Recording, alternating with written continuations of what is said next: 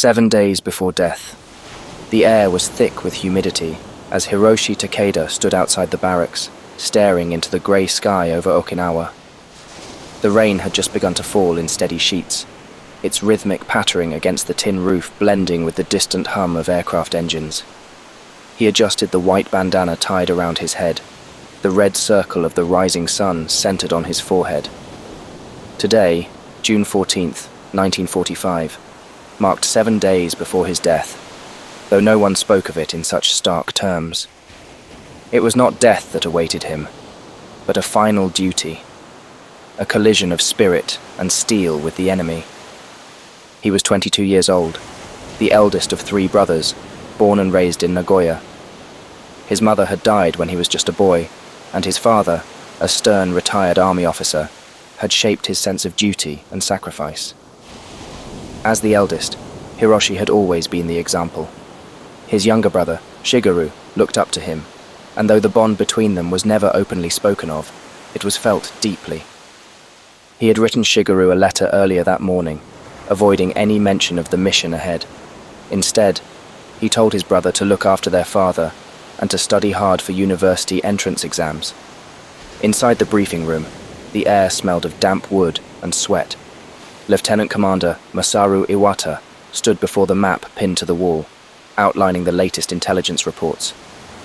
The Americans had advanced further west, their carriers edging closer to Okinawa's shores. Hiroshi listened closely, but found his thoughts wandering. The strategy no longer mattered to him.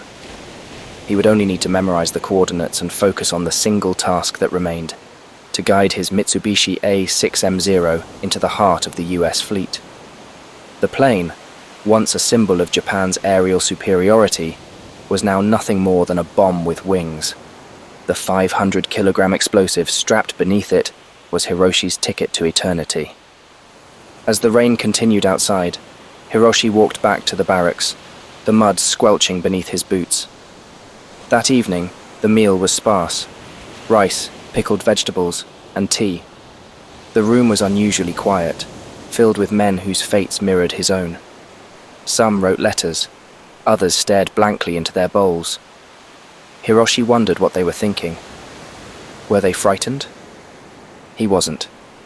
His fear had faded weeks ago, replaced by a numbness, a sense of inevitability.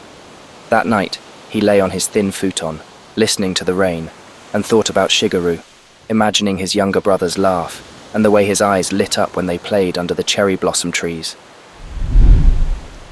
6 days before death. The next morning, June 15th, 1945, the rain had stopped, replaced by a thick layer of clouds. The airfield near Naha bustled with activity. Mechanics, pilots, and officers moved like ants across the tarmac, preparing for the inevitable. Hiroshi watched as the ground crew worked on his Zero, checking the bomb mounts and running tests on the engine. There was something surreal about watching them, knowing that this aircraft was being readied not for battle, but for a final plunge into oblivion. Later in the day, Hiroshi joined the other Kamikaze pilots in a briefing with Captain Shintaro Maeda. Maeda's voice was steady as he spoke, but his eyes betrayed the gravity of the mission. "We attack at dawn," he said, pointing to the map. "The enemy fleet will be waiting. Your job is simple. Find the largest target and give your life for the Emperor." Hiroshi nodded silently. He knew there was no turning back now. After the briefing, the pilots spent time practicing in the air, their Zeros diving and twisting through the clouds. Hiroshi's hands gripped the controls as he performed the maneuvers he would need in his final moments. The dive felt different now, knowing that the next time he performed it, there would be no pull-up at the end. As he brought his plane back to the ground, the wheels touching the tarmac with a soft thud, he felt an odd sense of calm wash over him. His destiny was sealed. That evening, the barracks were filled with the quiet murmur of men sharing stories of their families, their homes. Akio, Hiroshi's closest friend, talked about his wife, whom he had only married a month before leaving for the front. "I wonder if she'll remember me," Akio said with a half-smile. Hiroshi said nothing, only nodding, his thoughts drifting again to Shigeru. 5 days before death. By June 16th, the fog had rolled in thick over the airfield, muting the sounds of the warplanes and dampening the spirits of the men. Hiroshi awoke early, his body stiff from the hard cot. He sat up, feeling the weight of the mission settling deeper into his bones. Today was the last day for preparations before the final descent into history. The mechanics continued their work, checking the fuel tanks, adjusting the weapon systems. Hiroshi watched as the 500-kilogram bomb was secured beneath his plane, the metallic clink of tools sharp against the soft hum of the airfield. The bomb seemed almost innocent in its stillness, but Hiroshi knew the destruction it carried. One hit to an American ship could cripple it. If he was lucky, he might take out a destroyer or even a carrier. But luck wasn't the point. Honor was. Later that afternoon, a religious ceremony was held for the pilots. They gathered in a small clearing, where a priest blessed them in preparation for their final journey. Hiroshi knelt among the others, bowing his head as the priest's soft chanting filled the air. He felt the weight of the gods pressing down on him, but it was a familiar weight, one that had been there since the day he was born. Duty, honor, sacrifice. These were not just words to Hiroshi, they were the foundation of his entire life. As the priest moved from man to man, Hiroshi clenched his fists, feeling the dirt between his fingers. He was ready. 4 days before death. The sky was clearing on June 17th, the rain and fog giving way to bright sunshine. The heat bore down on the airfield as Hiroshi stood next to his plane, running his fingers along the smooth metal of the fuselage. It was almost time. The mission was scheduled for dawn in just a few days, and Hiroshi spent the morning in quiet contemplation. There was little left to do now, but wait. In the afternoon, the pilots gathered for more practice runs. Hiroshi took to the sky, his plane dipping and soaring through the air like a bird. The dive maneuvers were drilled into his muscle memory by now. He no longer had to think about them. As he completed his final dive, leveling out just above the ground, he felt the wind whip through the open cockpit, cooling the sweat on his skin. He had never felt so alive, yet the knowledge of what lay ahead kept him grounded in the present.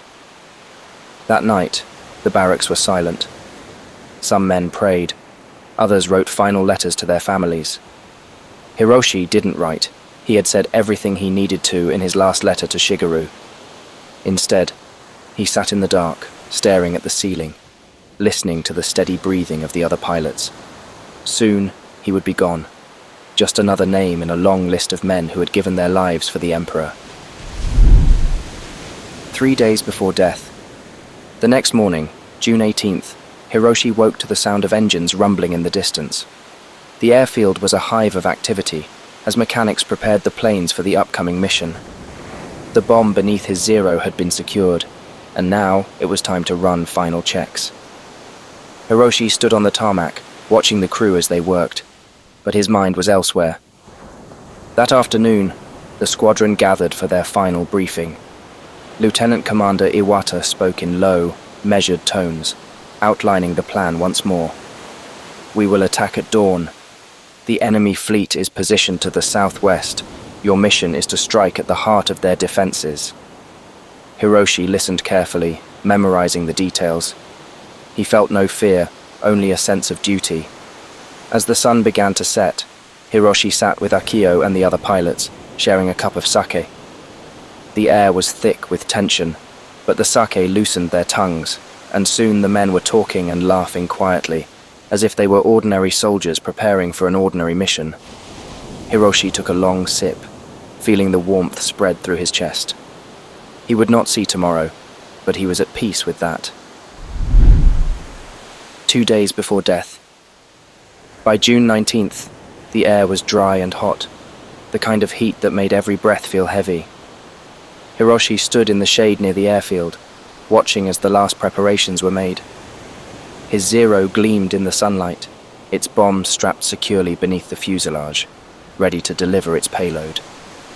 The day passed slowly, the hours stretching on in a haze of anticipation. Hiroshi spent most of it alone, walking the perimeter of the airfield, letting the heat soak into his skin. He had always liked the feeling of the sun, the way it reminded him of the summers he had spent as a child, running through the fields near Nagoya with Shigeru at his side. But those days were long gone now, replaced by the cold certainty of war. That evening, Hiroshi lay on his cot, staring at the ceiling. The room was filled with the soft murmurs of men preparing for their final moments. He felt a strange sense of calm wash over him. He was ready. Day 1, the final hours of Hiroshi Takeda. 4 a.m. dawn breaks. The wooden barracks creaked in the cool, early morning air as Hiroshi Takeda stirred on his thin futon. The faint light of dawn slipped through cracks in the walls, painting the room in pale grey tones.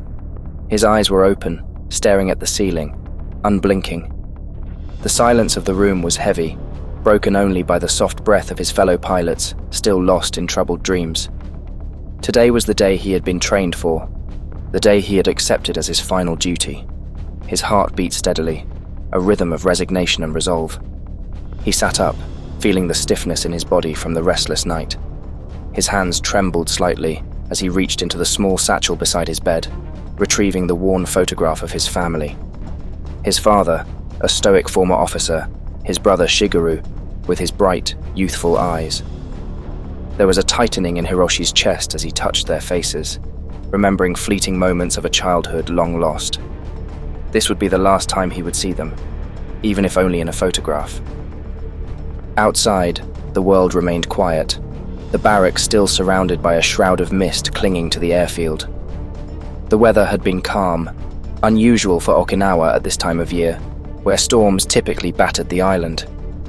Hiroshi welcomed the serenity, though he knew it was the calm before the storm.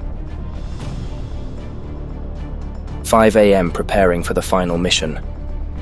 Hiroshi walked out of the barracks and onto the airfield, the cool breeze carrying the distant sound of waves crashing against the rocky shores of Okinawa. The air was thick with humidity, and he could smell the faint scent of salt water. Before him sat the row of Mitsubishi A6M0 fighter planes, their sleek forms reflecting the first rays of sunlight. Mechanics moved like shadows around them, performing final checks on the aircraft, ensuring that each machine was ready for its last flight. Hiroshi approached his Zero. It gleamed in the early light, a symbol of both pride and impending destruction. The plane was light and fast, designed to outmaneuver enemy fighters, but now it was weighed down by the 500-kilogram bomb secured beneath its fuselage. This was no ordinary mission.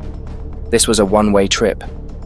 The plane's powerful Nakajima Sake engine purred softly, awaiting the moment it would roar to life. He ran his fingers along the smooth metal of the fuselage, feeling the cold surface beneath his skin.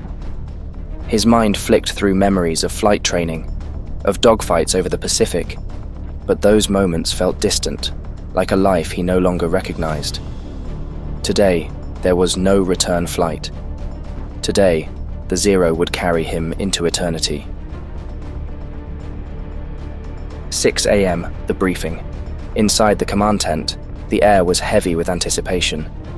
The other pilots, young men like Hiroshi, some barely out of their teens, sat in tense silence as Lieutenant Commander Masaru Iwata stood before them. The map pinned to the wall showed the enemy's position. The US Navy fleet had moved closer, its defensive perimeter tightening as the Americans prepared for another wave of Japanese attacks. The enemy's main fleet is stationed southwest, just beyond the Kurama Islands, Iwata said, pointing to the map. Our intelligence reports that their carriers and destroyers are stationed in a ring formation, heavily defended by anti-aircraft guns and fighter patrols. Hiroshi leaned forward, his eyes scanning the map. The carriers would be the primary targets, floating cities of steel, each one bristling with aircraft and weaponry. The Americans had grown cautious, their anti-aircraft fire becoming more accurate, their fighter pilots more aggressive. There would be little room for error. Our mission is clear, Iwata continued. You are to break through their defenses, find the largest ship, and strike. Remember, hesitation will lead to failure. You must be swift, and you must be precise. We will attack at 9 o'clock. Prepare yourselves. Hiroshi felt the weight of the words settle over him. He had no illusions about survival. He would fly into a wall of anti-aircraft fire, and if he were fortunate, he would make it through. But if he didn't, at least he would die honorably, as a weapon of the Emperor. 7 a.m. Last moments on the ground.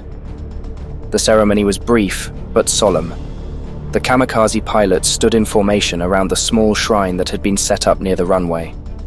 A priest, his robes flowing in the gentle breeze, offered prayers and blessings to the men who would soon depart. The scent of burning incense filled the air, mingling with the sweet, earthy smell of the damp ground. Hiroshi bowed his head as the priest spoke, the words drifting over him like a distant echo. He felt the weight of the white headband tied tightly around his forehead, its red circle, a symbol of the rising sun, centered above his eyes. It was the same headband his father had worn in battle years ago, a legacy of service and sacrifice passed down through generations. As the ceremony ended, the men were left alone with their thoughts. Hiroshi stood quietly by his plane, staring out at the horizon where the sky met the sea. Akio, his closest friend, approached. They exchanged a look. No words were necessary. Akio clapped Hiroshi on the shoulder, his grip firm and reassuring. "I'll see you on the other side," he said softly, before turning away to his own aircraft. Hiroshi watched him go, the lump in his throat growing harder to swallow. He didn't say anything in return. He just nodded, staring at the shimmering horizon. 8 a.m. the flight begins. Engines roared to life, the ground vibrating as the Zeros lined up on the runway. Hiroshi's heart pounded in his chest, his hands slick with sweat as they gripped the throttle. He could feel the rumble of the Nakajima engine beneath him, the vibrations seeping into his bones. The mechanics gave a final wave, and with a push of the throttle, the Zero lurched forward, speeding down the narrow runway. The wheels lifted from the ground, and Hiroshi felt the familiar sensation of flight take over. The wind rushed past the canopy as the aircraft soared into the sky, its wings slicing through the misty air. Below, the island of Okinawa shrank rapidly, the dark patches of forest and the grey shapes of buildings fading into the distance. The ocean, vast and blue, stretched out before him, dotted with the distant shadows of American ships. The altitude climbed quickly, 1,000 meters, then 2,000, then 3,000. The air grew thinner, the roar of the engine steady in his ears. His squadron flew in formation, each pilot locked into the same deadly trajectory. Hiroshi glanced to his left and saw Akio's plane keeping pace. They exchanged a brief look. Nothing needed to be said. At this altitude, the air was calm, the sun bright against the backdrop of the sky. But below, the real battle was about to begin. 9 a.m. The battle begins.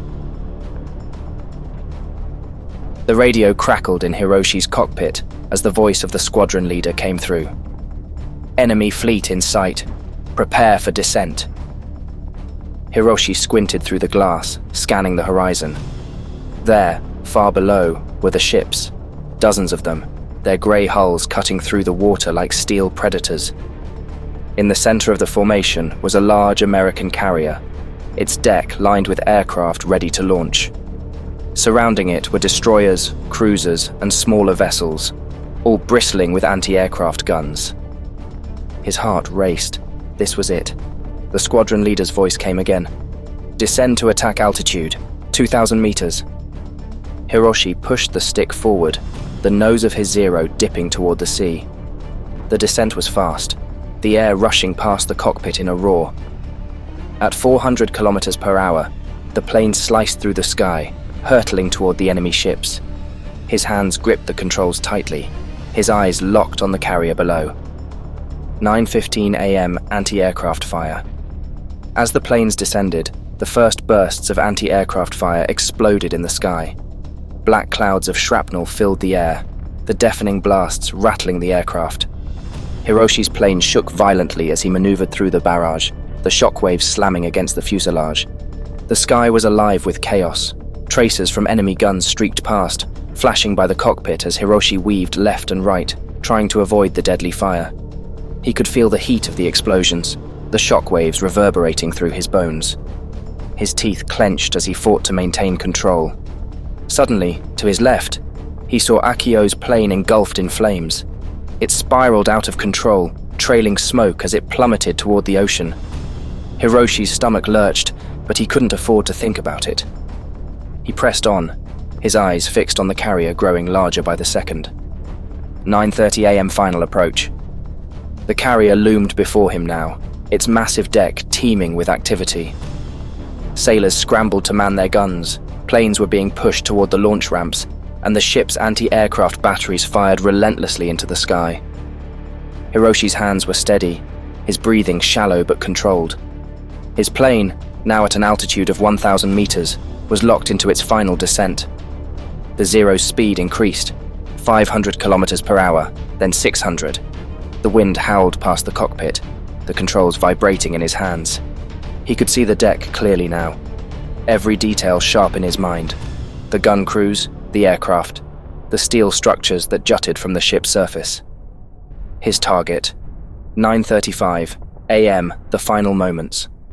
At 500 meters, the carrier filled his view, and Hiroshi's world shrank to nothing but the ship ahead.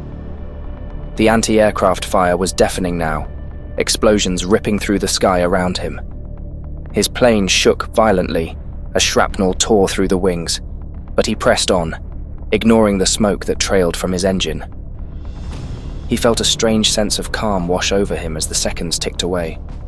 There was no more fear, no more hesitation. The carrier was so close now that he could see the individual sailors on the deck, their faces frozen in terror as his plane hurtled toward them. 9:36 a.m. impact. In the final second, Hiroshi closed his eyes. The wind howled, the explosions roared, and then, nothing. A blinding flash of light consumed him as the Zero, carrying its 500-kilogram bomb, slammed into the deck of the American carrier. The explosion rocked the ship, sending flames and debris shooting into the air. The force of the impact tore through the steel hull, ripping apart the deck and igniting the fuel stores below. Sailors were thrown from their positions, the shockwave reverberating through the entire fleet. The carrier shuddered as flames engulfed it, black smoke billowing into the sky. For Hiroshi, there was no pain, no sensation, just silence. His mission was complete. He had given his life for the Emperor, for his family, for his country, and in that final moment, he had found peace. 9:37 a.m. aftermath. The carrier was a scene of chaos, its deck ablaze, smoke and fire consuming the ship. The remaining Kamikaze planes, seeing the destruction, pressed their attacks. The sky was filled with the sounds of explosions, gunfire, and the distant hum of engines. Hiroshi Takeda was gone, his name joining the thousands of others who had sacrificed themselves in the name of honor. Below, the sea continued to churn, indifferent to the destruction above. For a brief moment, the world stood still, and then the battle raged on.